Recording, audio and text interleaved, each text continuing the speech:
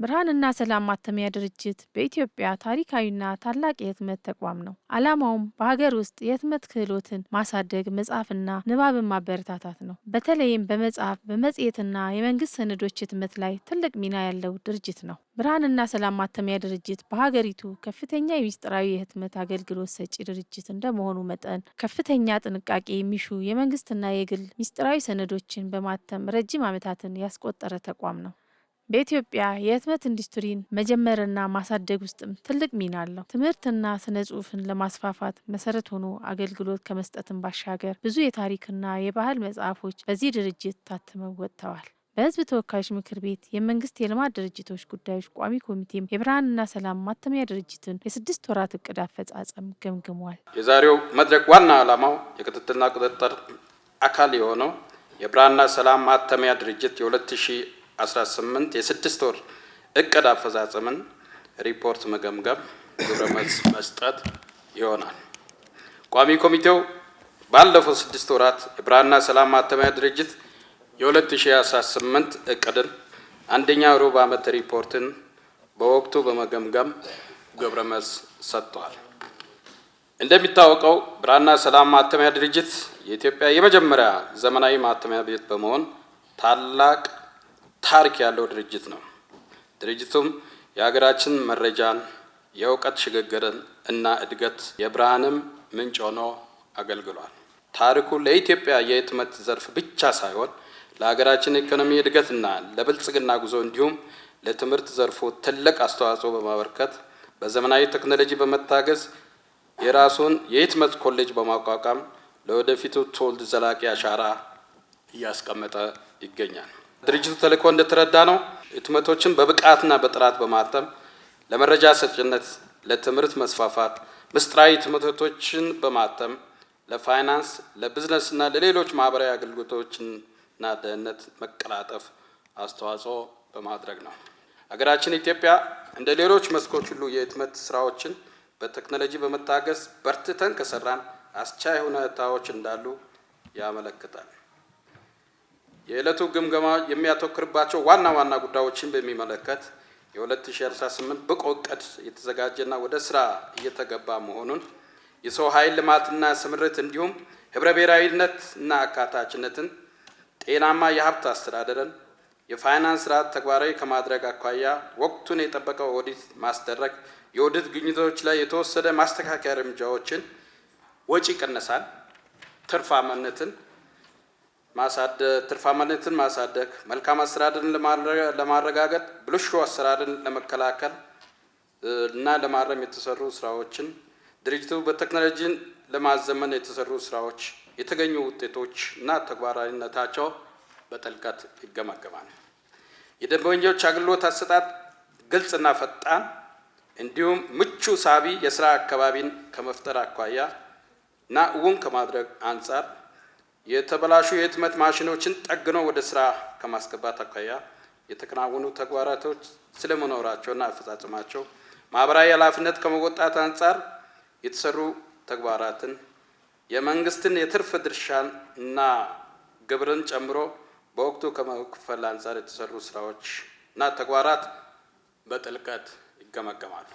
ክቡራትና ክቡራን፣ ዛሬ የምናካሂደው የአፈጻጸም ግምገማ መድረክ እስካሁን የተገኙ ድሎችን የበለጠ የሚያጠናክር እንዲሁም በቀሪ በጀት ዓመት ይህንን የግምገማ ግብረ መልስ በግብዓትነት በመውሰድ ድርጅቱ የተሻለ አፈጻጸም እና ውጤት እንደሚተጋም ጭምር ይጠበቃል። በሪፖርቱ የተካተቱ ዋና ዋና ጉዳዮች ባለፉት 6 ወራት የስራ አቅርቦትን በተመለከተ እንደዚሁም የምርት እቅድ አፈጻጸም፣ ከሽያጭና ሌሎች የተገኙ ገቢዎች፣ የፋይናንስ አፈጻጸም፣ የግዢ አፈጻጸም እንዲሁም ደግሞ የአቅም ግንባታ ስራዎች፣ ማህበራዊ ኃላፊነትን ከመወጣት ጋር የተያያዙ ጉዳዮች፣ የገቢው ደረሰኝ ህትመት አፈጻጸም እና በ6 ወር ጊዜ ውስጥ ያጋጠሙ ችግሮችና የተወሰዱ የመፍትሄ እርምጃዎችን የሚያካትት ይሆናል።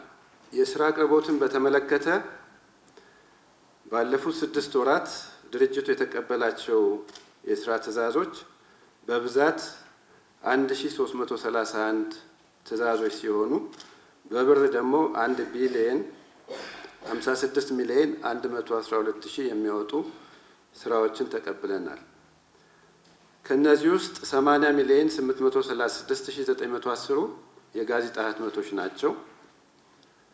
በሚስጥራዊ ህትመት የተቀበልናቸው ወደ 376 ሚሊዮን 749663 የሚያወጡ ስራዎችን ተቀብለናል። ከመጽሐፍት ህትመት ጋር በተያያዘ 27 ሚሊዮን 664908 የሚያወጡ ስራዎችን ተቀብለናል።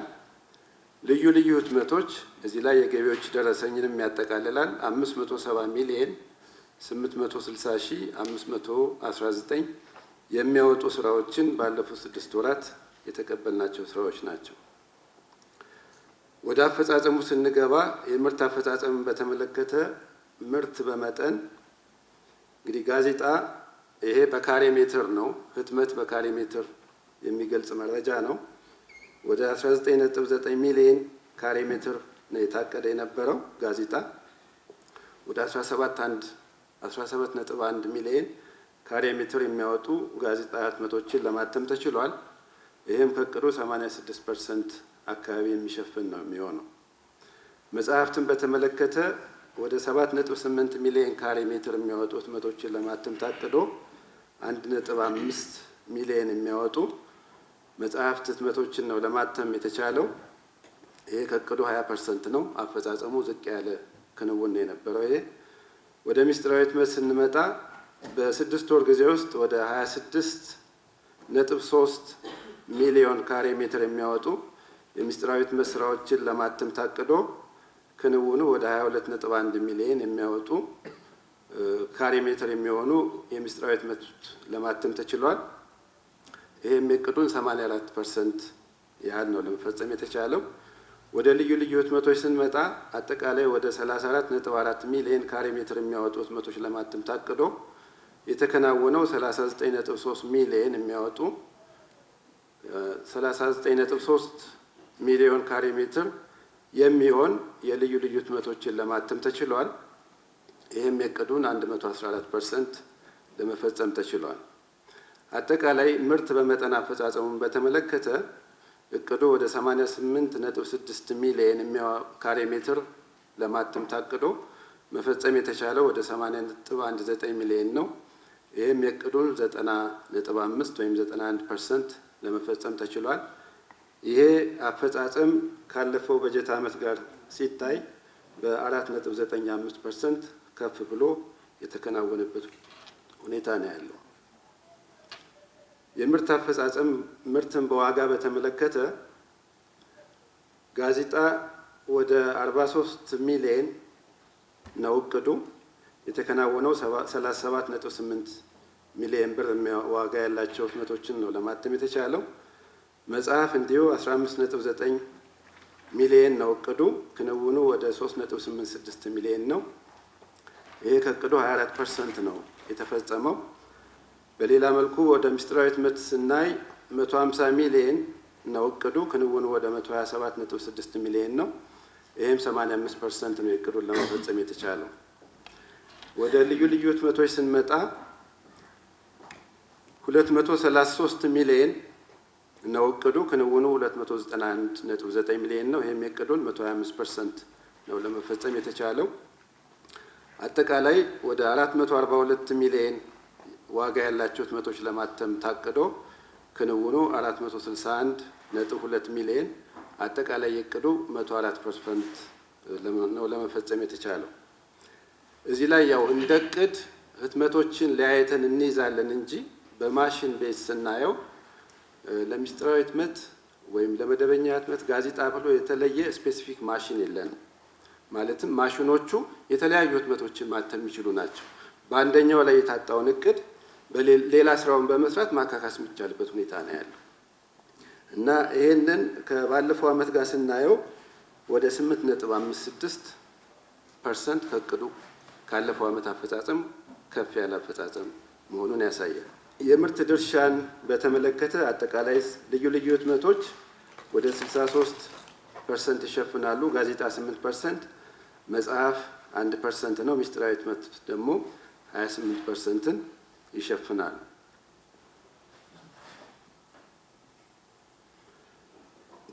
የማስረከቢያ ጊዜ አጠባበቅን በተመለከተ ደንበኞች የሰጡን ስራዎች ምን ያህል ማስረከቢያ ጊዜ ጠብቀው ወጥተዋል የሚለውን ስናይ እንደ እቅድ ያው 94% ነው ተይዞ የነበረ። ምክንያቱም የድርጅቱ አብዛኛው ማሽኖች ረጅም ዓመት ያገለገሉ ስለሆኑ የተለያዩ ችግሮች ያሉባቸው ስለሆነ ያው 100% ነው የሚጠበቀው እንደ እቅድ። ግን ካለው ወቅታዊ ነባራዊ ሁኔታ አንጻር 94% ነው አቅደን የነበረው። አፈጻጸሙ 95.5% ነው። የምርት ሰዓት ብክነት መቀነስን በተመለከተ እንግዲህ የምርት ሰዓት ብክነት ፋብሪካ እንደመሆኑ መጠን በተለያዩ ምክንያቶች የምርት ሰዓት ብክነት ያጋጥማል። ካለፉት ዓመታት በመነሻ በማድረግ እንደ እቅድ የያዝነው ወደ 16553 ሰዓት የምርት ሰዓት ብክነት ሊኖር ይችላል በሚል እቅድ ነው የነበረው።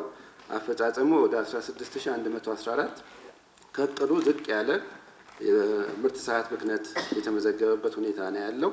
ይህም በ441 ሰዓት ወይም በ2.66% ከእቅዱ በተሻለ መልኩ የተፈጸመበት ሁኔታ ተመዝግቧል። ሌላው ከሽያጭና ሌሎች የተገኙ ገቢን በተመለከተ ከህትመት አገልግሎት የተገኘ ገቢ ጋዜጣ እቅዱ 89% ነው የተፈጸመው። ይህም እቅዱ 94 ሚሊዮን ሲሆን ክንውኑ 84 ሚሊዮን ነው። መጽሐፍት እንደዚሁ 35 ሚሊዮን ታቅዶ 3.2 ሚሊዮን የተከናወነው፣ ይሄ 9.18% ነው። ሚስጥራዊ ህትመት ወደ 328.7 ሚሊዮን ታቅዶ 248.5 ሚሊዮን ነው። ይህም የእቅዱ 75.6% ነው የተፈጸመው። ልዩ ልዩ ህትመቶችን ስናይ እንደዚሁ 510 ሚሊዮን ታቅዶ 551 ሚሊዮን የተፈጸመበት ሁኔታ ነው ያለው። ይህም የእቅዱን 107.8% ለመፈጸም ተችሏል። እንደ አጠቃላይ ስናየው የእቅዱን 91.56% ለመፈጸም ተችሏል። ይሄ ካለፈው ዓመት ጋር ስናነጻጽረው በ53% ከፍ ያለ ነው። ሌሎች ገቢዎችን በተመለከተ አጠቃላይ በድምር ወደ 42.3 ሚሊዮን ታቅዶ ወደ 36.17 ሚሊዮን ነው ክንውኑ። ከዚህም የተረፈ ምርት ሽያጭ 10 ሚሊዮን ታቅዶ 7.4 ሚሊዮን ነው የተፈጸመው። የኪራይ ገቢም እንደዚሁ በእቅዱ መሰረት ነው የተፈጸመው። የህትመት ኮሌጁ 6 ሚሊዮን ታቅዶ ወደ 4.8 ሚሊዮን የተፈጸመበት ሁኔታ ነው ያለው። የአሳታሚነት ገቢን በተመለከተ 25 ሚሊዮን ታቅዶ ወደ 22.58 ሚሊዮን የተፈጸመበት ሁኔታ ነው ያለው። አጠቃላይ ከሌሎች ገቢዎቹ የእቅዱን 85% የተፈጸመበት ሁኔታ ነው ያለው። የገቢ ድርሻውን ስናየው እንግዲህ ልዩ ልዩ ህትመቶች ወደ 60% ገቢውን ይሸፍናል። ሌሎች ገቢዎች 4%፣ ጋዜጣ 9%፣ መጽሐፍ ያው አነስተኛ ነው ከ1% በታች ያነሰ ስለሆነ ነው ዜሮ የተባለው። ሚስጥራዊ ህትመት እንደዚህ ወደ 27% ይሸፍናል። ሌላው ተሰብሳቢ ሂሳብን በተመለከተ እንግዲህ በአጠቃላይ ወደ 607 ሚሊዮን ብር በተሰብሳቢነት የሚታይ ገንዘብ ነው የነበረው። ይሄም በበጀት ዓመቱ ባለፉት 6 ወራት ወደ 487 ሚሊዮን የተሸጠ ሲሆን ካለፈው ዓመት ከ2017 የዞረ ደግሞ 120 ሚሊዮን አካባቢ ነበረ። አጠቃላይ 607 ሚሊዮን ብር በተሰብሳቢነት ይታይ ነበር። ይህንንም ባለፉት 6 ወራት እንደ እቅድ 486 ሚሊዮን ብሩን ለመሰብሰብ ታቅዶ መሰብሰብ የተቻለው ወደ 417.8 ሚሊዮን ያህሉን ነው። በ6 ወሩ መጨረሻ ላይ በተሰብሳቢነት ወደ 190 ሚሊዮን ብር በተሰብሳቢነት ይታያል። ይህም ያው ድርጅቱ ትኩረት ሰጥቶ ገንዘቡን ለመሰብሰብ ጥረት እያደረገ ነው ያለው። ሌላው የማምረቻ ወጪን በተመለከተ እንደ እቅድ ወደ 442 ሚሊዮን ነው ታቅዶ የነበረው። ክንውኑ ወደ 414 ሚሊዮን ነው።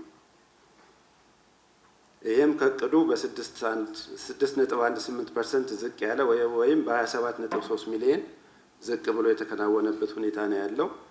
አስተዳደራዊ ወጪን በተመለከተ የታቀደው ወደ 241 ሚሊዮን ነው እቅዱ።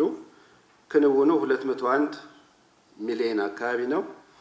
ይህም ከእቅዱ በ16.3 ዝቅ ብሎ የአስተዳደራዊ ወጪ የተፈጸመበት ሁኔታ ነው ያለው። የትርፍና የኪሳራ ሁኔታን በተመለከተ ባለፉት 6 ወራት ከታክስ በፊት ለማትረፍ የታቀደው 318 ሚሊዮን 962225 ሲሆን ለመፈጸም የተቻለው 301 ሚሊዮን 355785 ነው። ይሄም የዕቅዱን 94% ነው ለመፈጸም የተቻለው። ይህ አፈጻጸም ካለፈው ዓመት ጋር ሲታይ በ45.8% ከፍ ብሎ የተፈጸመበት ሁኔታ ነው ያለው። የግዥ አፈጻጸምን በተመለከተ ከሀገር ውስጥ ግዥ እንግዲህ አብዛኛው የድርጅቱ ለህትመት የሚጠቀምባቸው ግብዓቶች ከውጭ ሀገር ነው የሚገቡት። ቀጥታ ከውጭ የምንገዛቸው አሉ። በራሳቸው የውጭ ምንዛሬ ደግሞ አቅርበው ከሀገር ውስጥ የምንገዛቸውም አሉ። በተወሰነ ደረጃ ደግሞ ከሀገር ውስጥ የሚያመርቱ ወረቀቶችንም በተወሰነ ደረጃ የምንጠቀምበት ሁኔታ አለ እና ባለፉት 6 ወራት ከሀገር ውስጥ ወደ 93 ሚሊዮን 784166 ብር የሚያወጡ የተለያዩ ግብዓቶችን ገዝተን ለስራ እንዲውሉ አድርገናል። የውጭ ሀገር ግዥን በተመለከተ ወደ 119 ሚሊዮን 244303 የሚያወጡ የተለያዩ ግብዓቶችን ገዝተን ገቢ የተደረገበት ሁኔታ ነው ያለው። ይሄ 119 ሚሊዮኑ የተለያዩ ግብዓቶች ናቸው። የሎተሪ ወረቀት ወደ 7 ሚሊዮን፣ የቼክ ወረቀት ወደ 45 ሚሊዮን፣ እንደዚሁ ደግሞ አርት ወረቀት 100 ግራም ወደ 13.6 ሚሊዮን፣ እንደዚሁም ኮንሱሜብል ማቴሪያል ኢንክ እነዚህ የተያዙ ግብዓቶች ወደ 19.8 ሚሊዮን የሚያወጡ ተገዝተዋል። ሌላው ውድ ፍሪ 60 ግራም ወረቀትም እንደዚሁ 33 ሚሊዮን 575913 የሚያወጣ ግብዓት ተገዝቷል። ሌላው ከፕሪንቲንግ ኢንክ ጋር የተያያዘም እንደዚሁ 7.7 ሚሊዮን 7778 የሚያወጡ ግብዓቶች ተገዝተው በስራ ላይ እንዲውሉ ተደርገዋል። አሁንም ከግዥ ጋር በተያያዘ ኤልሲ ተከፍቶ በክትትል ላይ የሚገኙ እንደዚህ ውድ ፍሪ 60 ግራም ወረቀት 700 ቶን ታዞ 300 ቶኑ ገቢ ተደርጓል። 400 ቶኑ ደግሞ በሂደት ላይ ነው የነበረው። አሁን ተጭኖ በመምጣት ላይ የሚገኝበት ሁኔታ ነው ያለው። የሌብል ህትመት ማጠናቀቂያ ማሽንም እንደዚሁ ትዕዛዝ ተሰጥቶ እሱም ተጭኖ በሂደት ላይ ነው የነበረው። አሁን ኦልሬዲ ጉምሩክ ገብቶ ለማውጣት በሂደት ላይ የሚገኝበት ሁኔታ ነው ያለው። ሌላው የካፒታል በጀት አፈጻጸም በተመለከተ ከማምረቻ መሳሪያዎች ጋር በተያያዘ ባለፉት 6 ወራት ወደ 7 አይነት የሚሆኑ የህትመት መሳሪያዎችን ለመግዛት በእቅድ ተይዞ ነበር። እነዚህ ጨረታዎች ወጥተው እስከ 6 ወሩ መጨረሻ ድረስ በቴክኒክ ግምገማ ላይ ነው የነበሩበት ሁኔታ ነው ያለው። ከግንባታ ስራዎች ጋር በተያያዘም እንደዚሁ ቃሊቲ ቅርንጫፍ የማምረቻ ማጋዘን ዲዛይን ተሰርቷል። ግንባታውን ለማካሄድ አሁን በጨረታ ሂደት ላይ የሚገኝበት ሁኔታ ነው ያለው። ሌላው ከደረሰኝ ማስረከቢያ ቦታ ግንባታ ጋርም በተያያዘ እንደዚሁ ይሄ ግንባታ በቅድ ተይዞ ነው የነበረው። በተለይ ከአካባቢ ማስተር ፕላን ጋር በተያያዘ የተወሰነ ክፍተት ስላለው እሱ ለጊዜው እንዲዘገይ ነው የተደረገው። ሌላው የግቢ አጥርና ሽያጭ መደብሮችን ግንባታ በተመለከተ በቅድ ተይዞ ነው የነበረው። ከዚህ ጋር በተያያዘ በተለይ ከመስተዳደሩ የግንባታ ፍቃድ ባለመገኘቱ ግንባታውን ማካሄድ አልተቻለም። ያው ሂደት ለማስፈቀድ ሂደት ላይ የሚገኝበት ሁኔታ ነው ያለው። የትራንስፖርት መገልገያዎችን በተመለከተ ያው በበጀት ዓመቱ ለመግዛት የታቀዱ ከ15 እስከ 18 ሰው የሚጭኑ ሚኒባስ እና 161 ሰው የሚጭን አውቶቡስ ለመግዛት ጨረታ ወጥቶ ነው የነበረው።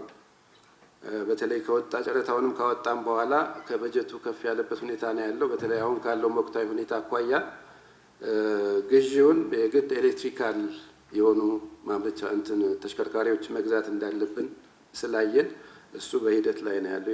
የስፔክ ለውጥም በማድረጋችን ጉዳዩ በሂደት ላይ የሚገኝበት ሁኔታ ነው ያለው። ሌላው የጥራት ቁጥጥር መሳሪያዎችን በተመለከተም እንደዚሁ ጨረታ ወጥቶ በቴክኒክ ግምገማ ላይ የሚገኙበት ሁኔታ ነው ያለው። ኮምፒውተር እና ሌሎች ተዛማጅ እቃዎችንም በተመለከተም እንደዚሁ በቴክኒክ ግምገማ ላይ ነው የነበረው። የ6 ወር እቅድ አፈጻጸም በተገመገመበት ጊዜ ያሉበትን ስታተስ ነው አሁን የምገልጸው። የቢሮና ሌሎች መገልገያዎችንም በተመለከተ ያው በተለይ ተገዝተው የገቢ የሆኑም አሉ፣ በሂደት ላይ የነበሩ ሁኔታዎችም ነው የነበረው። ይህን ያው በበጀት ዓመቱ ተገዝቶ የሚጠናቀቅበት ሁኔታ ነው የሚኖረው። ሌላው ከአቅም ግንባታ ስራዎች ጋር በተያያዘ የሰው ሀብት መግለጫን በተመለከተ በድርጅቱ ውስጥ አጠቃላይ ወደ 1147 ሰራተኞች አሉ። ከነዚህ ውስጥ 839ኙ ቋሚ ሰራተኞች ናቸው። ወንድ 521፣ ሴት 318፣ ጊዜያዊ ሰራተኞች ደግሞ ወደ 279 አሉ። ኮንትራት 29 አሉ። በድምሮ 1147 ሰራተኞች በድርጅታችን በስራ ላይ የሚገኙበት ሁኔታ ነው ያለው። ከአቅም ግንባታ ከስልጠናዎች ጋር በተያያዘ በድርጅቱ ውስጥ የእርስ በርስ ስልጠና አለ። የተሻለ ብቃት ያላቸው ሰራተኞች ለሌሎች ልምዳቸውን የሚያካፍሉበት ፕሮግራም አለ። በዛ መልኩ ባለፉት 6 ወራት ለ8 ሰራተኞች በዛ መልኩ ስልጠና ተሰጥቷል። እንደዚሁም ደግሞ ጥሮታ ለሚወጡ ሰራተኞች ተኪዎችን የማሰልጠን ፕሮግራም አለ። እንደዚሁ ለ6 ሰራተኞች ስልጠና የተሰጠበት ሁኔታ ነው ያለው። በድርጅቱ የህትመት ኮሌጅም እንደዚሁ በግራፊክስ እና በዋጋ ትመና 4 ሰራተኞች እንዲሰለጥኑ ተደርጓል። ከድርጅቱ ውጭ ደግሞ በሀገር ውስጥ በሚገኙ የስልጠና ተቋማት ቁጥራቸው ወደ 44 ለሆኑ ሰራተኞች በእቅዱ መሰረት ስልጠና የተሰጠበት ሁኔታ ነው ያለው። ሌላው በውጭ ሀገር የልምድ ልውውጥም እንደዚሁ 3 የድርጅቱ ኃላፊዎች የልምድ ልውውጥ አድርገው ተመልሰዋል። እንደዚሁ የትምህርት ድጋፍን ደግሞ ድርጅቱ ሰራተኞችን ራሳቸውን እንዲያበቁ የትምህርት ድጋፍ ያደርጋል። በእቅዱ መሰረት ባለፉት 6 ወራት ለ5 ሰራተኞች የትምህርት ድጋፍ አድርጓል። ይህም በገንዘብ ወደ 271186 ብር ያህል ወጪ ሆኗል። ማህበራዊ ኃላፊነትን በተመለከተ በተለይ ከኤችአይቪ ቫይረስ በደማቸው ያላቸው ሰራተኞች የተወሰኑ ወደ 22 የሚሆኑ ሰራተኞች አሉ። ለነሱ በህብረት ስምምነቱ መሰረት በየወሩ ድጋፍ ይደረጋል። እንደዚሁም ደግሞ ከድርጅቱ ውጭ ወላጆቻቸውን በኤችአይቪ ኤድስ ያጡ ቁጥራቸው 11 የሚሆኑ ህጻናት ድርጅቱም ያሳድጋቸዋሉ። በየወሩ የገንዘብ ድጋፍ በማድረግ ለነሱም በእቅዱ መሰረት ድጋፍ አድርጓል። ለቲቪ ታማሚዎችም እንደዚሁ ድጋፍ አድርገናል በእቅዱ መሰረት። ሌላው በቋሚነት ወደ 10 የሚሆኑ አረጋውያንና አካል ጉዳተኞች ድርጅቱ ድጋፍ የሚያደርግላቸው አሉ። ለነሱም በእቅዱ መሰረት ባለፈው 6 ወር ድጋፍ ያደረግንበት ሁኔታ ነው ያለው። ሌላው በድርጅታችን የድርጅቱን ጥበቃ የሚያደርጉ የፌዴራል ፖሊሶች አሉ። ለነሱም እንደዚሁ የምግብ ድጎማ በየወሩ እናደርጋለን። ያንን በእቅዱ መሰረት አድርገናል። አጠቃላይ ያው በ6 ወር ውስጥ ወደ 1,286,000 ብር ወጪ በማድረግ ድርጅቱ ማህበራዊ ኃላፊነቱን ለመወጣት ጥረት አድርጓል። ሌላው ለመቄዶንያ የማገዶ ከድርጅቱ የሚወጡ ተረፈ ምርቶችን ለነሱ ስለሚጠቅማቸው ለነሱ ወደ 5 መኪና እንዲሁ ገርጌሴን 4 መኪና እንጨት ድጋፍ እንዲደረግላቸው ተደርጓል። ሌላው የገቢዎች ደረሰኝ አፈጻጸምን በተመለከተ ነው። እንግዲህ በድርጅታችን የገቢዎች ደረሰኝ ህትመት እንዲታተም ሲታሰብ በዋናነት የስራው ባለቤት ገቢዎች ሚኒስቴር ነው። በእነሱ በኩል በተለይ የግብር ስራውን ችግር የግብር አሰባሰቡን ችግር ለመቅረፍ ከዲጂታል አሰራሩን በተጨማሪ ማኑዋል ደረሰኝ ማሳተም ይፈልጉ ስለነበር ይሄ ደረሰኝ ህትመት ደግሞ ኪውአር ኮድ የተካተተበት ለፎርጀሪ የማይጋለጥ በየቦታው የተለያዩ ህትመቶች ይታተሙ ስለነበር ያንን ለማስቀረት የሚያስችል ህትመት እንዲታተም ፍላጎት ስለነበራቸው ነው። ሌላው የሚዘጋጀውም ደረሰኝ በተለይ በሌላ ቦታ ተደጋግሞ እንዳይሰራ ልዩ ልዩ ባህሪያትን የሚስጥራዊ ባህሪያት አሉት። እንደገና ኪውአር ኮድም ተካቶ በሚስጥራዊ ህትመት እንዲታተም የፈለጉበት ሁኔታ ነው የነበረው። በተለይ በተወሰኑ የግብር ከፋይ ማህበረሰብ ላይም ከመጀመር በሁሉም ደረጃ ላይ ያሉትንና በሁሉም ክልል በአንድ ጊዜ እንዲጀመር የግብር ሰብሳቢው መስሪያ ቤት የጸና ፍላጎት ነው የነበራቸው እና በመላ ሀገሪቱ የሚያስፈልገው የህትመት ብዛት መጀመሪያ ህትመቱን ስንጀምር አጠቃላይ በእነሱ በኩል ወደ አጠቃላዩ የደረሰኙ ብዛት 700,000 ፓድ ይሆናል የሚል ነው የነበራቸው መረጃ። በዚሁ መሰረት ያው በድርጅታችን በኩል ዝግጅት በማድረግ በእነሱ በኩል ከየታክስ ማዕከላት መረጃዎቹ እየተሰበሰቡ በእነሱ ሰርቨር ወደኛ ዳታ ሴንተር እየተላከ ህትመቱ እንዲታተም ነው ታስቦ የነበረው። የታተመውን ህትመት ደግሞ ገቢዎች ሚኒስቴር ማሰራጨት እንደሚኖርበት ታሳቢ ተደርጎ ነው የነበረው። ለዚህ ይሄ የታቀደውን የህትመት ስራ መጠን በተለይ እስከ ሰኔ 30 2017 ህትመቱ እንዲያልቅ ነው ታቅዶ የነበረው። 700 ሺህ ብዛቱ ይኖራል።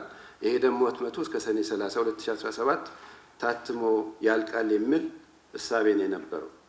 በዚህ መሰረት በድርጅታችን የአንድ ዌብ አዲስ ማሽን ስለነበረ በተለይ የመደበኛ ህትመቱንም የሚስጥራዊ ህትመቱንም በአንድ ፕሮሰስ ማተም ይችል ስለነበረ በሱ በታህሳስ 2017 ህትመቱ ተጀምሯል። ቋሚ ኮሚቴው በድርጅቱ የቀረበለትን ሪፖርት ከገመገመ በኋላ ምላሽና ማብራሪያ ያስፈልጋቸዋል ያላቸውን ጥያቄዎችም አንስቷል። የመጽሐፍ ምርት በካሬ 7,810,000 ለማምረት ታቅዶ 1,548,894 በማምረት አፈጻጸሙ 19.83% ዝቅተኛ እንደሆነ ሪፖርቱ አመላክተዋል። አፈጻጸሙ ለምን ይህን ያህል በጣም ዝቅተኛ ሆነ ምላሽ ቢሰጥበት? ከመጽሐፍ ሽያጭ ብር 35 ሚሊዮን ለማግኘት ታቅዶ 3,213,416 ብር በማግኘት አፈጻጸሙ 9.18% ዝቅተኛ እንደሆነ ሪፖርቱ ያስረዳል። ይህ አፈጻጸም ከሌሎች ተግባራት አንጻር ሲታይ ለምን በዚህ ልክ ሊሆን ቻለ? የችግሩ ዋነኛ ምክንያቶች ቢገለጽ? ከምስጢራዊ ህትመት ሽያጭ ብር 328,790 ለማግኘት ታቅዶ ብር 2,248,565,387 በማግኘት አፈጻጸሙ 75.6% መሆኑን ሪፖርቱ ያሳያል። አፈጻጸሙ በታቀደው ልክ ማድረስ ለምን አልተቻለም?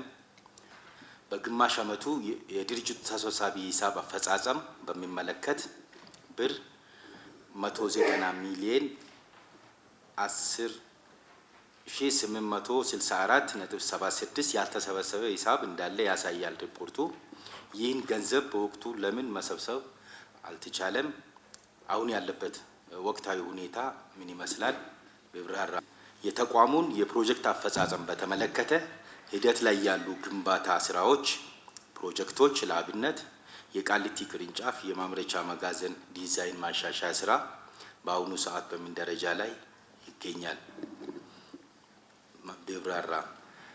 ድርጅቱ ያረጁ ማሽኖችን በአዲስ ማሽኖች በመተካት ምርታማነትን ከማሳደግ አንጻር በ6 ወራት 7 አይነት የተለያዩ የህትመት መሳሪያዎች በጨረታ ለመግዛት ሂደት ላይ ያሉ ግዢዎች እንደነበሩ በ6 ወራት የሪፖርት አፈጻጸም ተገልጿል። እነዚህ ግዢዎች ያሉበት ሁኔታ ምን ይመስላል? የተቋሙ አመራር ቦርድ በድርጅቱ አመራር ቦርድ እና በኢትዮጵያ ኢንቨስትመንት ሆልዲንግ በኩል እየተደረጉ ያሉ ድጋፎች እና አፈጻጸም ምን ይመስላል? ቢብራራ። በገበያ ላይ ካለው ፍላጎት እና ዘመኑ በሚፈልገው ልክ ብቁና ከሌሎች አቻ ተቋማት ጋር ተወዳዳሪ ሆኖ ለመቀጠል እንዲችል ተቋሙ ለወደፊት የተቀመጠ ስትራቴጂካዊ አቅጣጫ ካለ ቢገለጽ። የደንበኛ እርካታን በሚመለከት ምርቶችን በታቀደ ጊዜና በጥራት ከማስረከብ አንጻር እና የገበያ ትስስርን ከማጠናከር አኳያ ያለው አፈጻጸም ምን ይመስላል? በተለይ ደግሞ ከመንግስት ተቋማትና ከመንግስት ልማት ድርጅቶች ጋር ያለው የገበያ ትስስር ምን ይመስላል? ምላሽ ቢሰጥ። በተቋሙ ከሚታተሙ ህትመቶች ውስጥ በከፍተኛ ሁኔታ ምስጢራዊነትን የሚፈልጉ ዶኩመንቶች ለአብነት የገቢ ደረሰኝ፣ ቼክ፣ የብሔራዊ ሎተሪ ቲኬቶች እና የመሳሰሉት ህትመቶችን በተመለከተ የድርጅቱ አጠቃላይ የቁጥጥርና ክትትል ሂደት እንዲሁም በተጨማሪ የተቋሙ ኦዲት በወቅቱ ከማከናወን አንጻር ያለው ሁኔታ ቢብራራ።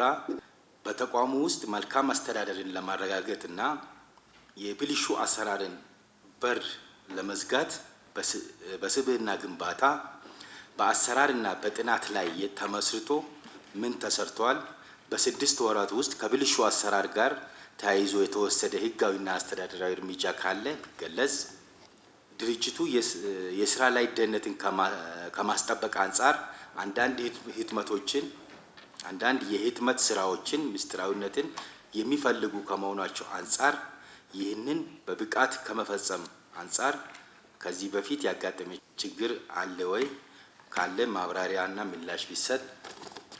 በተቋሙ የሰው ኃይል ልማትና ስምሪት ላይ ሴት አመራሮችን ከማብቃትና እንዲሁም አሰራርን ተከትሎ ህብረ ብሔራዊነትን ያካተተ ለማድረግ የተደረጉ ጥረቶችና በተጨባጭ የተሰሩ ስራዎች እና የተገኙ ውጤቶች ላይ ምላሽና ማብራሪያ ቢሰጥ።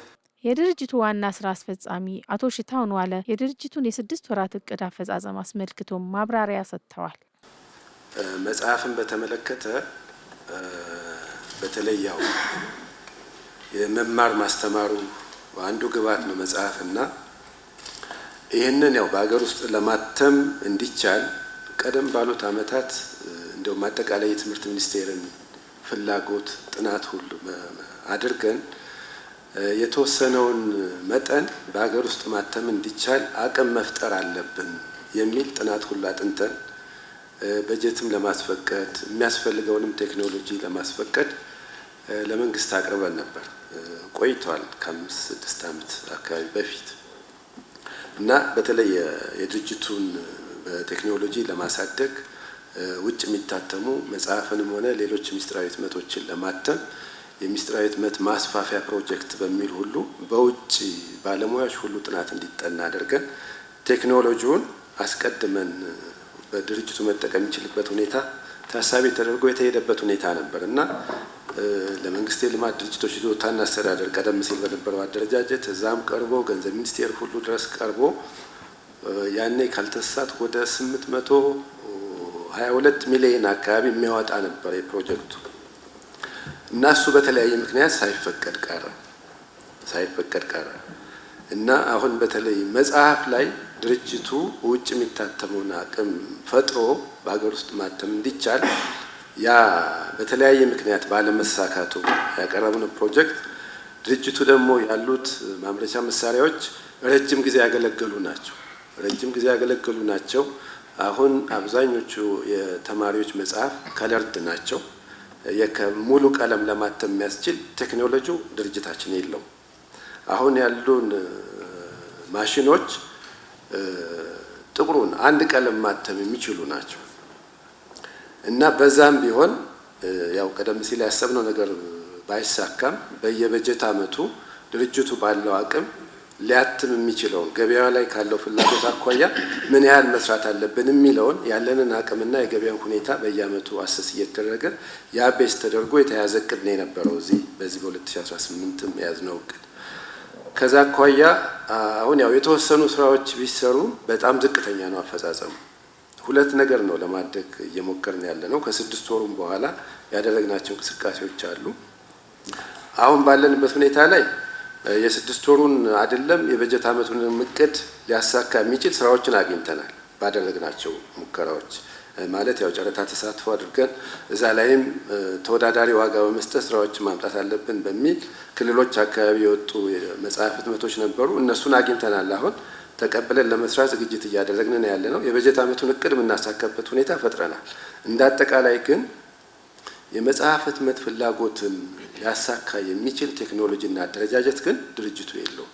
ይህንን መሰረት ተደርጎ ያው እንደ መንግስትም እንደ ሀገር በተለይ ውጭ የሚወጣው ህትመት ሀገር ውስጥ መታተም አለበት የሚለውን እንደ ተወካዮች ምክር ቤትም እንደ መንግስትም እዛ ላይ እንደ መንግስት ድጋፍ ሊደረግ የሚገባበት አግባብ መኖር አለበት የሚል ሀሳብ አለ። ከዚያ አኳያ አሁን ከበጀት አመቱ እቅድ አኳያ ችግር የለብንም። የ6 ወሩ አፈጻጸም ዝቅ ያለ ቢሆንም የበጀት አመቱን እቅድ የምናሳካበትን ሁኔታ እየፈጠርን ያለንበት ሁኔታ ነው ያለው። ሌላው ሁለተኛው ከምስጢራዊ ህትመት ጋር በተያያዘ እዚህ ላይ እንግዲህ አብዛኛው የባንክ ቼኮች ይታተማሉ። ሎተሪ እዚህ ነው የሚታተሙ። እነዚህ ከይዞታ ማረጋገጫ ጋር የተያዙ ሰርቲፊኬት ህትመቶች፣ የዩኒቨርሲቲ ዲግሪዎች እኛ ጋር ነው የሚታተሙት። ከዚህ አኳያ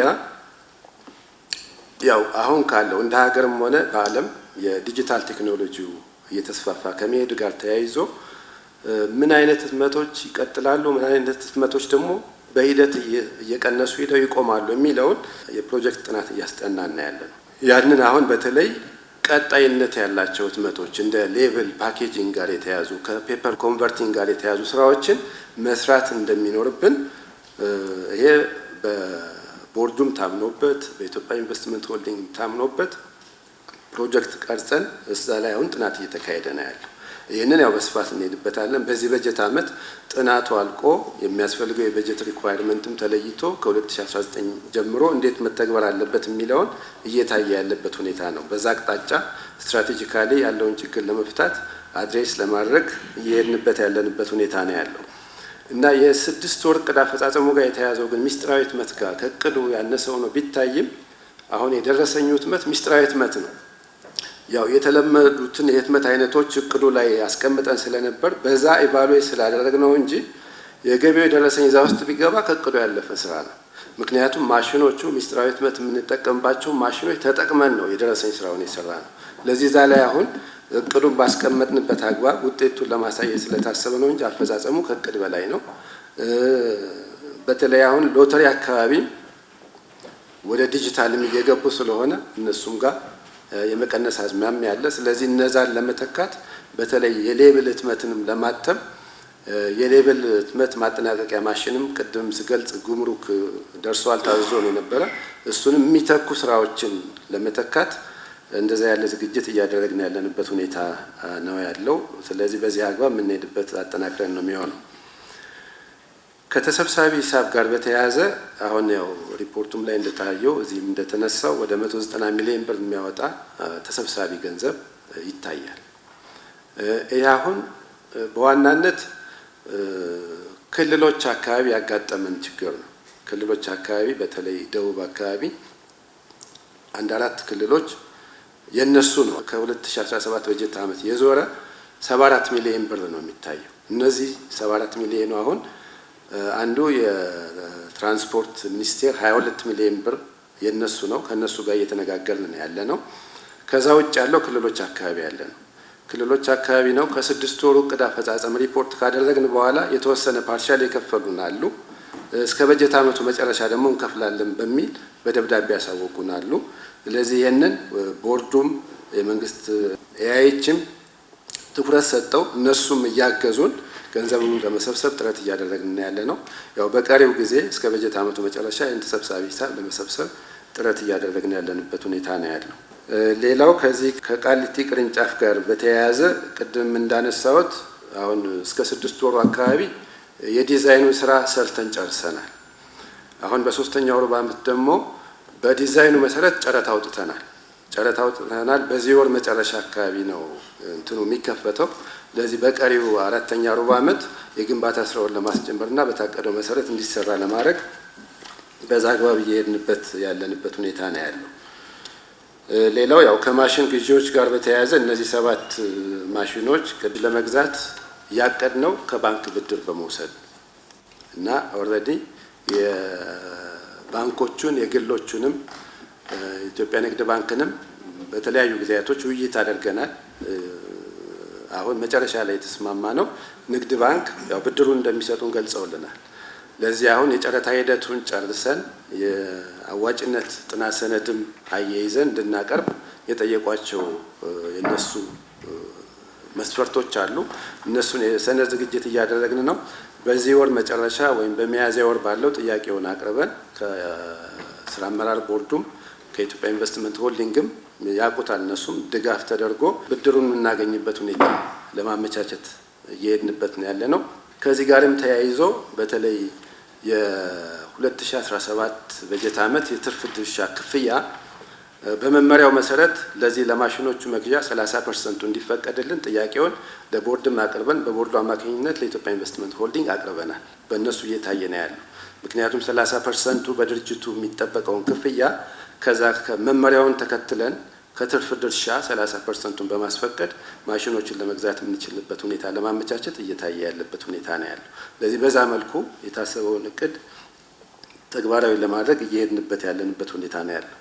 የትርፍ ድርሻን በተመለከተ ወቅታዊ ነው። አሁን የ2017ንም ልክ በስኬጁላችን መሰረት እስከ የካቲት 30 ያለውን ፈጽመናል። አሁን በመጋቢት ወር 20 ሚሊዮን ብር ይጠበቅብናል። አጠቃላይ ስኬጁል አድርገን እስከ ሰኔ 30 የምንከፍለውን የኢትዮጵያ ኢንቨስትመንት ሆልዲንግ አሳውቀን በዛ መሰረት እየፈጸምን ነው። እዛ ላይ ምንም አይነት ክፍተት የለብንም። ከደንበኞች እርካታ ጋር በተያያዘ ያው የደንበኞች እርካታ በውስጥም በውጭም በየአመቱ ለመለካት እንሞክራለን እና በዚህ በ2018 በጀት አመት አሁን ባለፈው 2017 ለክተናል። በውስጥም በውጭ ያለውንም በኢትዮጵያ ኢንቨስትመንት ሆልዲንግ በተለይ የውጭ ደንበኛ እርካታን በውጭ ባለሙያም ብታስለኩት ያው በእኛ ባለሙያዎች ብቻ ከሚሆን በውስጥ ባለሙያዎች ብቻ ከሚሰራ በውጭ ባለሙያዎች መለካት አለበት የሚለውን እንደ አቅጣጫ የተሰጠ ስለነበረ በዛ መልኩም ለማየት እየሄድንበት ያለንበት ሁኔታ ነው ያለው። ከገበያ ትስስር ጋር በተያያዘ አሁን ከመንግስት የልማት ድርጅቶች ከኢትዮጵያ ፐልፕና ወረቀት ጋር ከኛ የሚወጣውን ተረፈ ምርት እነሱ ይወስዳሉ። እነሱ ወደ ምርት የሚቀይሩትን ወረቀት ደግሞ እኛ እንገዛቸዋለን። እንደዛ ያለ ትስስር አለ። እንደውም ተቋሙ ካለበት የገንዘብ ችግር አኳያ በክፍያም አይደለም እነሱ የሚከፍሉ ተረፈ ምርቱን ይወስዱና በአይነት ነው በአይነት ሰርተው በዛ መልኩ እኛም እንጠቀምበት ሁኔታ አለ። በሌላ መልኩ ደግሞ ከትምህርት መሳሪያዎችና ማምረቻ መከፋፈያ ድርጅት በጋራ ጥሬ ዕቃዎችን በመዋዋስ የስራ ጫናዎችን ሲኖሩ በጋራ የምንሰራበት ሁኔታ አለ ከትምህርት መሳሪያዎች ጋር እና በዛ መልኩ በትስስር የምንሰራበት ሁኔታ ነው ያለው። አሁን ያው በተለይ በዋና ዋና ደንበኞች ጋር የቀረበ ትስስር ነው ያለ። ለምሳሌ ከሀገር አቀፍ የፈተናዊ ድርጅት ጋር በጣም በቅርበት ነው የእነሱን ፍላጎት ለማርካት ያው በየጊዜው በየአመቱ አጠቃላይ የእነሱንም ግምገማ ግብረ መልስ ይሰጡናል። ስለዚህ ከእነሱ ጋር ያለን ትስስር የጠነከረ ነው። ከኢትዮጵያ ፕሬስ ድርጅት ጋር ያው በየዕለቱ የጋዜጣ ህትመት በየዕለቱ የሚጠበቅ ስለሆነ የጋራ ቲም አለ። ከነሱም ከኛ የጋራ ቲም አለ። በየዕለቱ ያሉ ስራዎችን በጋራ እየገመገሙ የሚታዩ ክፍተቶችንም በጋራ መፍትሄ የሚሰጥባቸው ሁኔታዎች አሉ። ከብሔራዊ ሎተሪ ጋርም ተመሳሳይ ነገር ነው ያለው። የነሱ ሰራተኞች እኛ ተቋም ውስጥ አሉ። የሚሰሩ ስራዎች ወጥተው ችግር ያለባቸው እንዳይሆን እነሱም በቅርበት ከኛ ጋር ሆነው እየሰራን በጋራ ችግሮችን ለመቅረፍ የምንሰራበት ሁኔታ አለና ከዋና ዋና ደንበኞች ጋር እንደዛ የጠነከረ ግንኙነት ያለ መሆኑን ለመግለጽ ነው። ሌላው እነዚህ ምስጢራዊ ህትመቶች ጋር በተያያዘ በተለይ ከሴኩሪቲ ከደህንነታቸው አኳያ ቅድም እንደተገለጸው የፊዚካል ሴኩሪቲ አለ። ፊዚካል ሴኩሪቲ ማለት ፌዴራል ፖሊስ አለ፣ ደህንነት አለ፣ እንደገና ደግሞ ሴኩሪቲ ካሜራዎች አሉ። ሌላው ደግሞ በሶፍትዌር ደግሞ አፕሊኬሽኖቹን ዲቨሎፕ በማድረግ ህትመቱ ላይ የሚካተቱ ሴኩሪቲ ፊቸሮች አሉ። ደንበኛውና እኛ ብቻ የምናውቃቸው። ለምሳሌ አሁን ብሔራዊ ሎተሪ እጣ ካወጣ በኋላ የወጡ እጣዎችን ክፍያ ከመፈጸሙ በፊት እኛ ጋር አረጋግጦ ነው ክፍያ የሚፈጸመው። ምክንያቱም እዛ ጋር ያስቀመጥናቸው ሴኩሪቲ ፊቸሮች መኖራቸውን ቬሪፋይ ሲደረግላቸው በእነሱ በኩል ክፍያ የሚፈጽሙበት ሁኔታ አለ። ስለዚህ በዛ መልኩ በቅንጅት የሚሰራበት ሁኔታ ነው ያለው። ከዚህ ከኦዲት ጋር በተያያዘ ቅድም እንደተገለጸው የ2017 በጀት ዓመትን በውጭ ኦዲት አድርገናል። ከሁሉም የመንግስት የልማት ድርጅቶች ቅድሚያ ነው ያስደረግነው። የኦዲት ሪፖርቱም ክሊን ነው እና ይሄ ወቅታዊ ነው። ቅድም እንደተገለጸው በውስጥም ሆነ በውጭ ኦዲት የሚሰጡ አስተያየቶችን ፕሮግራም አድርገን በወቅቱ ከመፈጸም ጋር ማኔጅመንቱም ቦርዱም በዛ አግባብ ክትትል እየተደረጉ የሚሰሩበት ሁኔታ ነው ያለው። ሌላው ከመልካም አስተዳደር ጋር በተያያዘ አሰራሮች አሉ። ያው መልካም አስተዳደር ግልጽነት ማስፈን ትልቁ ጉዳይ ነው። ለዚህ አሁን ከሰራተኛ ጉዳዮች ጋር በተያያዘ የሰራተኞች ጉዳዮች እንዴት ይፈጸማሉ የሚለውን ስርዓት አላቸው። በዛ በስታብሊሽ በተደረገው ስርዓት መሰረት ይፈጸማሉ። ቅሬታዎች ሲኖሩ ቅሬታዎች እንዴት ቀርበው እንዴት ምላሽ ማግኘት አለባቸው የሚለው በተቀመጠው ስርዓት መሰረት እየተፈጸሙ የሚገኙበት ሁኔታ አለ። ቅድም ከስነ ምግባር መኮንን እንደተገለጸው በተለይ በየሩብ ዓመቱ አጠቃላይ የተሰሩ ስራዎችን ኦዲት ያደርጋሉ። ከመልካም አስተዳደር አኳያ ከግዥ ከሰው ሀብት አስተዳደር ጋር የተያዙ ከንብረት ጋር የተያዙ ጉዳዮችን ኦዲት ያደርጋሉ። ክፍተቶች ካሉ እነዛ ኢሚዲየትሊ እንዲታረሙ የሚደረጉበት ሁኔታ አለ። በተለይ ከሰራተኛ ጉዳዮች ጋርም በተያዙ የቅጥር የእድገት ጉዳዮች ህብረት ስምምነቱ ላይ ግልጽ አፈጻጸም ስርዓት አላቸው። ለተግባራዊ ከመደረጋቸውም በኋላ በፊት ለሰራተኛው ተገልጸው ቅሬታዎች ካሉ እንዲቀርቡ ሁሉ የሚደረግበት ስርዓት አለ እና በዛ መልኩ በተቻለ መጠን መልካም አስተዳደር በድርጅቱ እንዲኖር ለማድረግ ስርዓቶቹን ጠብቀን ለመስራት ጥረት የምናደርግበት ሁኔታ ነው ያለው። ቅድም እንደተገለጸው በተለይ ለብልሹ አሰራር እና ለሙስና ተጋላጭ የሆኑ ኤሪያዎች ምንድናቸው የሚለው በጥናት ተለይቶ እዛ ላይ ምን መደረግ አለበት የሚለው በጥናት በየጊዜው እየታየ ያሉ ክፍተቶች የሚታረሙበት ሁኔታ ያለበት ሁኔታ ነው ያለው። ከሚስጥራዊ ህትመት ጋር በተያያዘ እስካሁን የሚስጥራዊ ህትመት ስራዎች ፎርጀሪ ተሰርተው ያጋጠመን የጎላ ችግር የለም። ለምሳሌ አሁን ብሔራዊ ሎተሪ ህትመቶች ጋር አልፎ አልፎ ገበያ ላይ በሌሎች ማተሚያ ተቋማት ታትመው ገበያ ላይ የሚውሉ ህትመቶች ያጋጥማሉ። እነዛን አሁን እኛ ጋር ለመታተማቸውን ያው ቅድም ባልኩት አግባብ ቬሪፋይ ይደረግና ጉዳዮች ሲያጋጥሙ በእነሱ በኩል ወደ ህግ የሚያቀርቡበት አግባብ አለ። በዛ መልኩ ነው አሰራሩን ለማስተካከል እየተሞከረ ያለው የሚያጋጥሙ ችግሮችን ለመከላከል። ሌላው ከሰው ሀብት ልማት እና ስምሪት ጋር በተያያዘ ያው የሰው ሀብት ልማትን ያው በቅድም እንዳልኩት በሰራተኛውን ለማብቃት በውስጥ የተለያዩ እርስ በርስ የሚሰጡ ስልጠናዎች አሉ፣ የማብቃት ስልጠናዎች አሉ። ነባር ሰራተኞች ደግሞ ጥሮታ ከመውጣታቸው በፊት ያላቸውን ልምድና እውቀት ለሌሎች አስተላልፈው እንዲሄዱ የምናደርግበት ስርዓት አለ። በዛ አግባብ በየበጀት ዓመቱ እቅድ እየተያዘ የሚፈጸምበት ከድርጅቱ ውጭ ደግሞ የሆኑ ሙያዎችን በስልጠና በሚሰጡ ተቋማት ስልጠና እየተሰጠ የማብቃት ስራ የሚሰራበት ሁኔታ አለ። ሴቶችን ወደ አመራር ከማምጣት ጋር በተያያዘ ምንድነው ያው ጥናት ተደረገ። አጠቃላይ ተሳትፎ ምን ይመስላል የሚለው ከታች ጀምሮ ያለው ነው። አሁን ያው ሲታይ አሁን ማኔጅመንቱ ጋር ያለው ቁጥር አናሳ ሆኖ ይታያል። ጥናቱን ቤዝ አድርገን ምንድነው ግን ስታብሊሽ የተደረገው ስርዓት ነው ስታብሊሽ የተደረገው።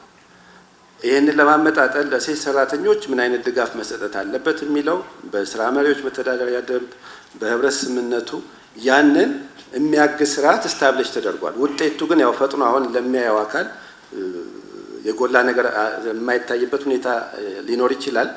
ግን የፈርስት ሌቭል አመራር ላይ ያሉት ቅድም አስተባባሪ በሚል የተገለጸው ላይ መካከለኛ አመራሩ ላይ ግን ሴቶቹ ያንን እድል ተጠቅመው ወደ አመራር የመጡበት ሁኔታ አለ። አሁን ያንን ያው የበለጠ መስራት አለብን፣ እንደዛ መስራት እንዳለብን እንወስዳለን።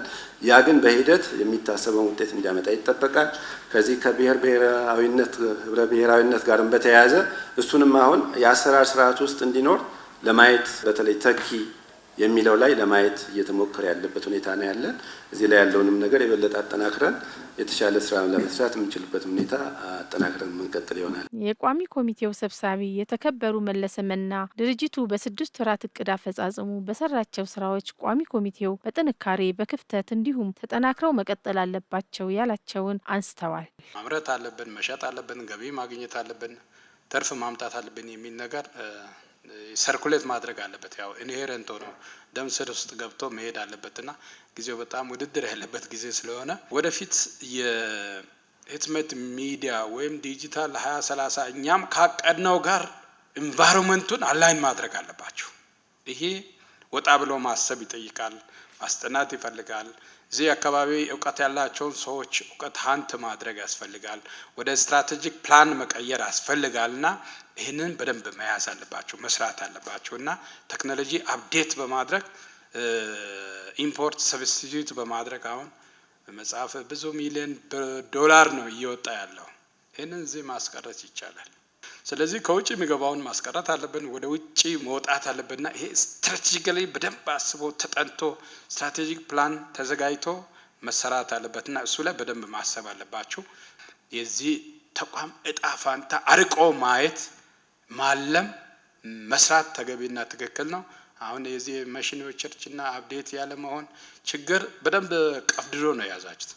አይ ቲንክ ከኢትዮጵያ ኢንቨስትመንት ሆልዲንግ ጋርም በመነጋገር የብድር አማራጮች አሁን ጥሩ ነው። ከንግድ ባንክ ጋር የፈጠራችሁ ትስስር ይህንን አጠናክራችሁ የሀገርንም ችግር የሚፈታ ስራ እና ከወቅቱ ጋር የሚመጥን ቴክኖሎጂ መታጠቅ ግድ ነው የሚሆነውና ሙሉ አቅማችሁና እይታችሁ እዚህ ላይ መኖር አለበትና እሱ ላይ በደንብ በርትታችሁ መስራት አለባችሁ ለተቋማችሁ ህልውናም በጣም ወሳኝ ነው።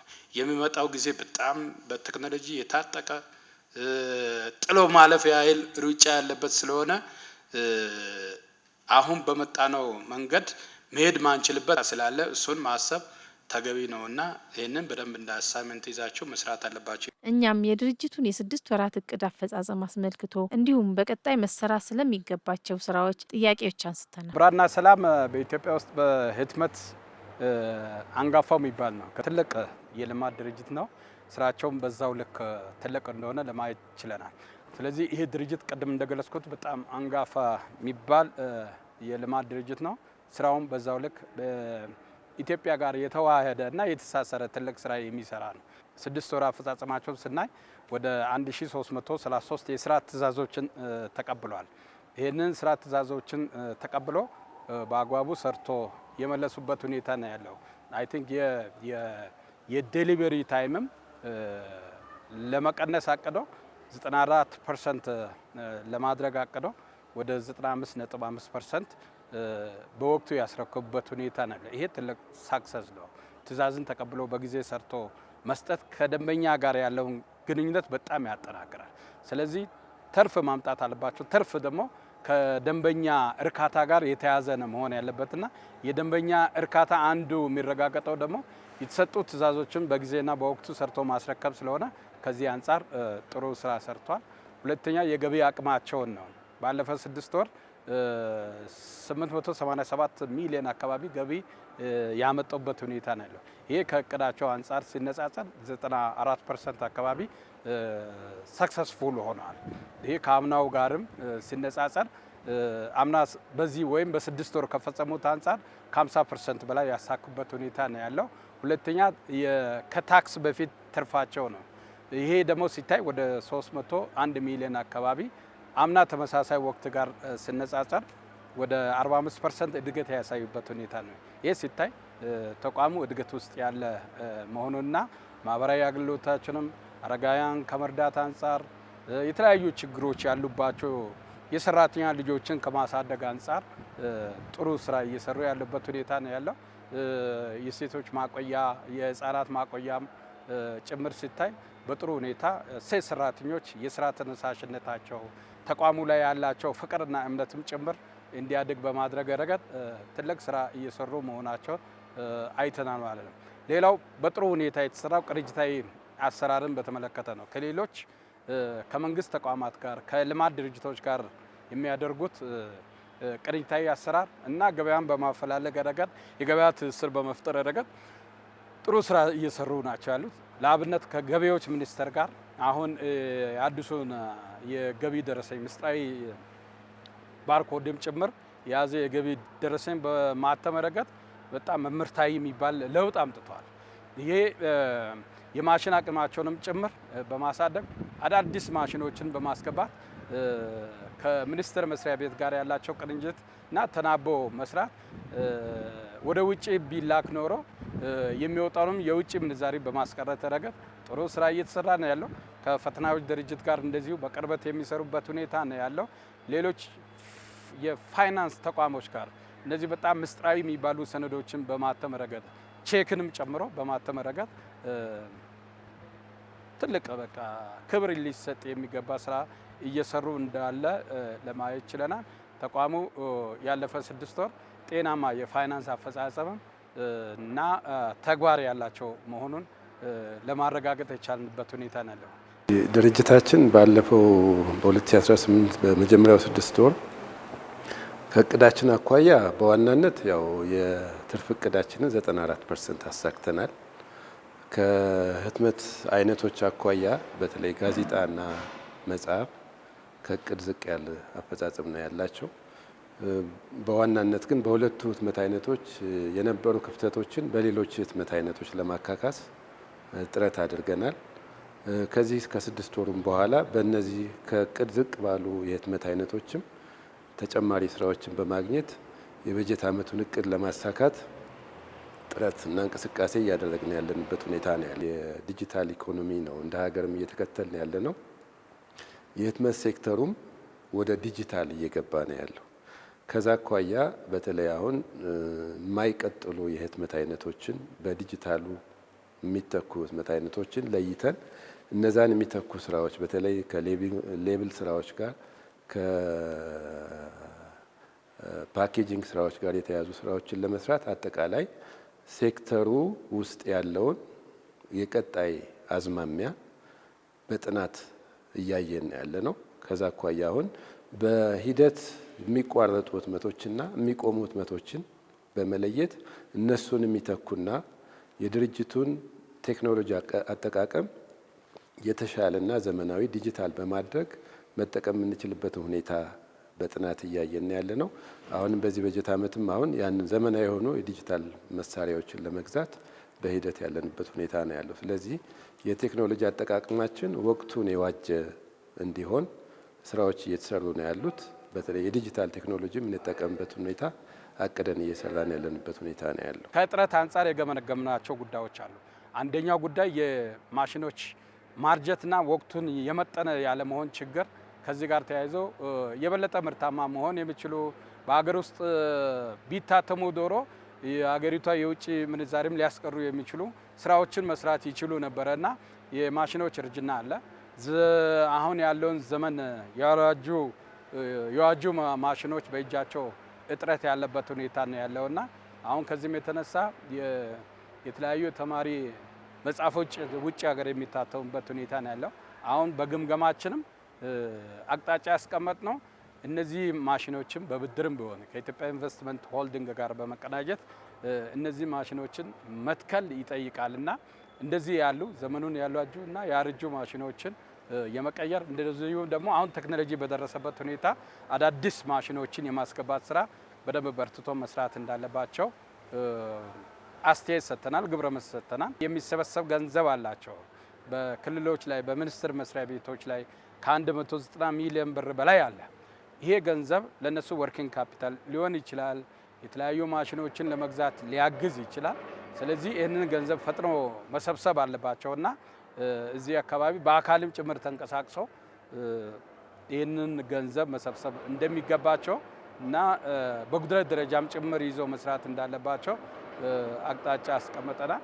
ከዛ ውጪ የጀመሯቸው ፕሮጀክቶች አሉ። የመጋዘን ግንባታና መሰል ጉዳዮች፣ የአጥር ስራና መሰል ጉዳዮች አሉ። እነዚህ መፍጠን አለባቸው። ፈጥኖ መጨረስ፣ ማስመረቅ፣ ወደ ስራ ማስገባት፣ ለዜጎች አገልግሎት መስጠት አለባቸውና እዚህ አካባቢ መፍጠን እንዳለባቸው አንስተናል። የሰራተኛ ስምሪት፣ ስልጠና፣ አቅም ግንባታ ስራዎች ላይም ትኩረት ማድረግ የጀመሯቸው ስራዎች አሉ፣ ተስፋ የሚሰጡ ናቸው፣ ግን የበለጠ መጠናከር እንዳለባቸው አስተያየት ሰጥተናልና በአጠቃላይ ተቋሙ ዛሬ በገመገም ነው ጥሩ እና እሰየው የሚያስብሉ ጠንካራ ጎኖች አሉ፣ ግን ማጠናከር የሚገቡና መታየት የሚገቡ ጉድለቶች ለይተን ግብረ መልስ ፊት ለፊትም ሰጥተናል፣ በጽሁፍም የምንሰጥበት ሁኔታ አለ።